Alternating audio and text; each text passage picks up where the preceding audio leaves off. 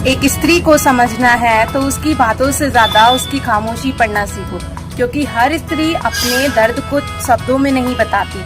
कभी वो मुस्कुराकर अपनी परेशानी छुपा लेती है, कभी घर की जिम्मेदारियों के बीच अपनी इच्छाएं पीछे छोड़ देती है, कभी सबके लिए मजबूत बनकर खुद अकेले में अपने आंसू संभालती है। और सबसे खास बात, वो अक्सर ये नहीं कहती कि उसे क्या चाहिए, वो अक्सर चाहती है कोई उसकी खामोशी को समझने की कोशिश करे। कभी उसे सिर्फ इतना पूछ लिया जाए तुम सच में ठीक हो, क्योंकि हर बार मैं ठीक हूँ का मतलब सच में ठीक होना नहीं होता।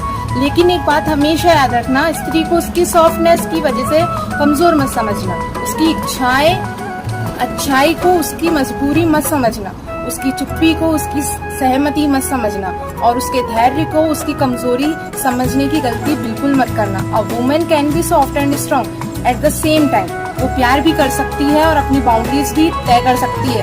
वो रिश्ते निभा सकती है और गलत चीजों के खिलाफ खड़ी भी हो सकती है। वो दूसरों को ख्याल रख सकती है, लेकिन उसका मतलब ये नहीं कि उसे खुद का ख्याल रखने का हक नहीं है।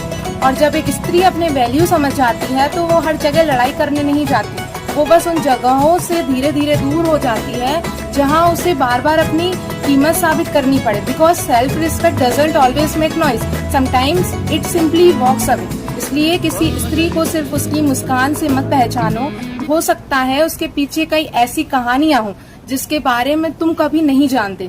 उसे जज करने से पहले समझने की कोशिश करो, क्योंकि एक स्त्री को जीतना जरूरी नहीं है, उसे समझना, उसकी इज्जत करना, उसे इंसान की तरह महसूस कराना, शायद यही सबसे खूबसूरत चीज है। बात अच्छी लगी हो तो और ऐसी वीडियोस के लिए चैनल को सब्सक्राइब करें और इस वीडियो को लाइक करें।